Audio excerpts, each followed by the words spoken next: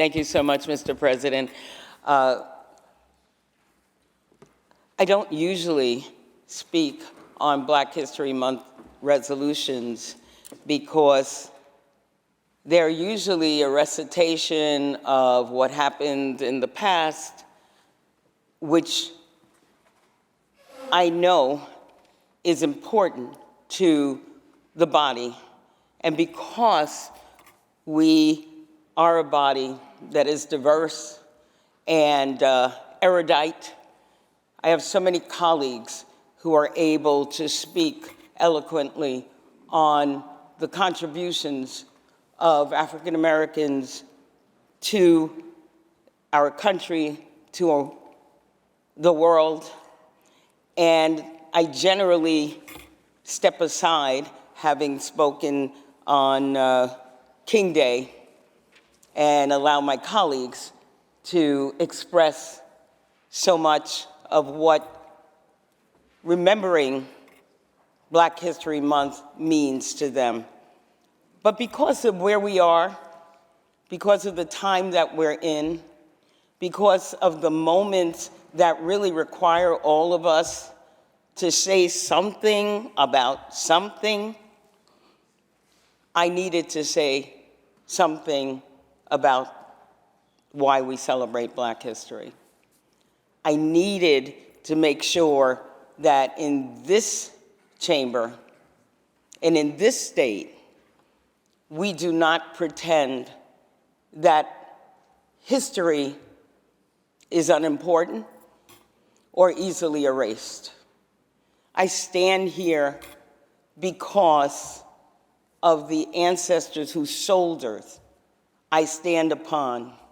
And when we do our resolution, we talk about what happened in the 1800s and what happened in the 1900s.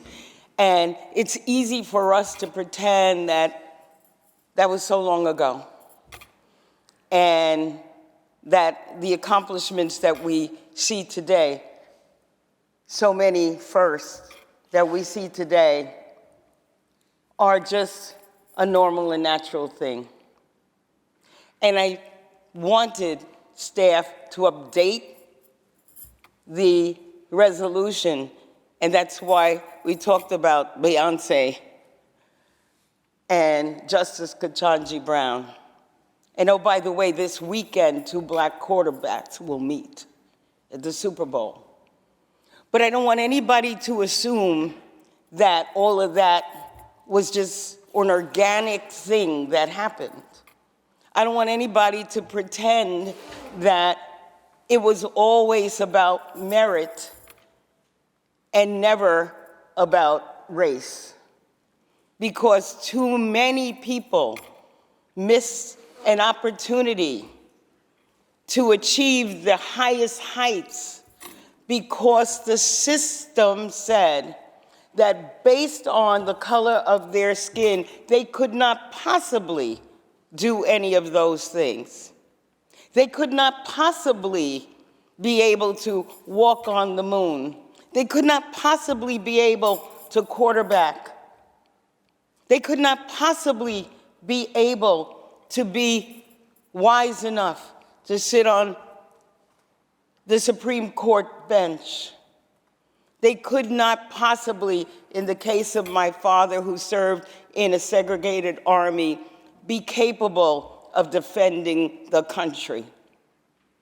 I understand that for a moment they took down the information about the Tuskegee Airmen, the Black pilots, who, because Franklin Roosevelt and his wife Eleanor said, let's take a chance because we need defense, allowed these Black pilots to reach not only great heights, but be so effective in what they did. They allowed them as pilots to pilot because it was assumed that they could not do it.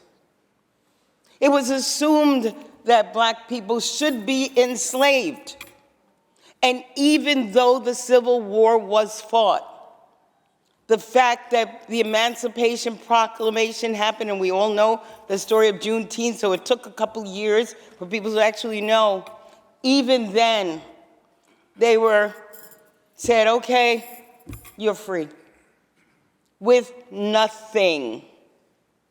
Nothing. So when we read the scores of people who, despite that, show up, stand up, sacrifice, risk death, risk lynching, risk incarceration,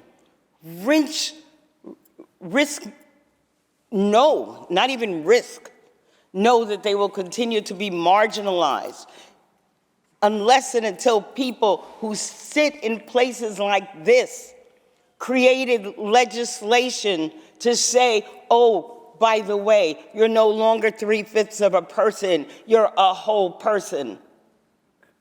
Until those things happen, nothing changed. And it happened because people outside, black, white, people of good conscience, decided that it was not okay to demonize and marginalize and suppress and oppress people because of the color of their skin.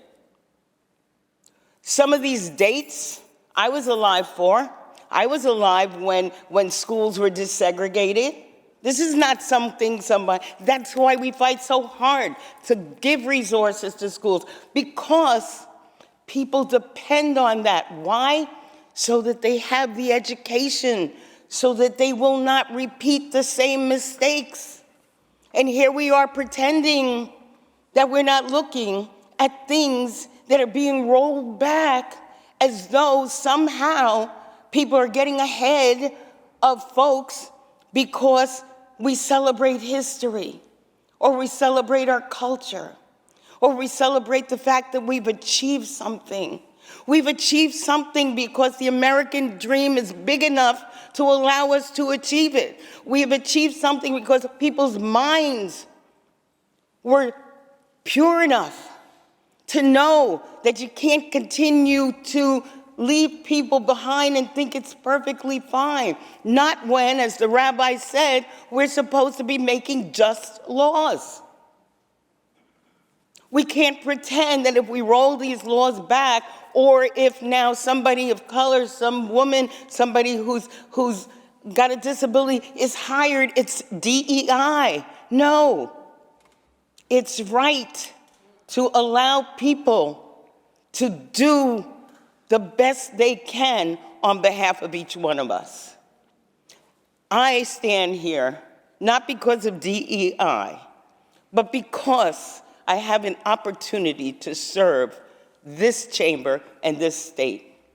And I hope, as we watch what's unfolding, we remember that many of us would not be sitting in our seats if not for the fighting of people to allow the dream to encompass us all. Thank you so much, Mr. President.